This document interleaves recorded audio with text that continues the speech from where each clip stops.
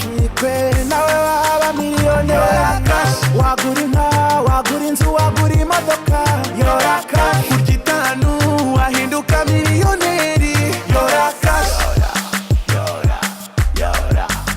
Yora Cash Twabagapfi Faustin ntuye mu murenge wa Gasaka karere Nyamagabe. Hanyuma kugira ngo utsindire amafaranga ya Yora Cash wabigenze ute?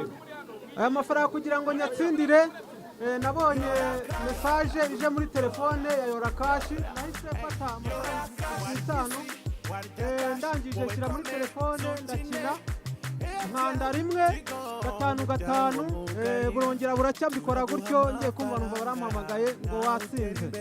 Hanyuma ohereza rimwe kuri rimwe ntaho nzi ntayo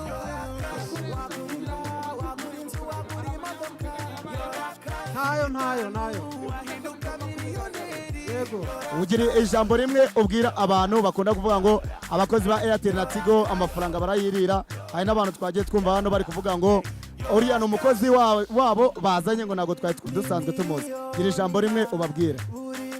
Nabashishikariza gukina kuko ibyo niboneye nabo barabibonye rwose ntabwo ari amareshya mugeni ziko ari ibintu bigaragariye buri wese ni ibintu buri wese abone ahangaha ntibakina ahubwo bashishikaye ibi bintu ni byiza cyane ndabikunda. Jeannette umugabo wawe akimara kubwira ko yatsindiye amafaranga muri promotion ya Yora Cash wagize ngo ni imitwe cyangwa wumvise ari ibintu ariko kubwira by'ukuri?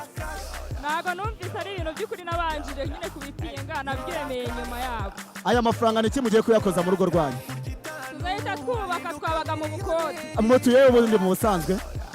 Dutuye hari Nyamagabe ahantu mu Dusego. Abanyagasare ndamufashe kwishima ibi byishimo yatera impaye rwose ndabyishimiye cyane murakoze muri abantu b'abagabo rwose.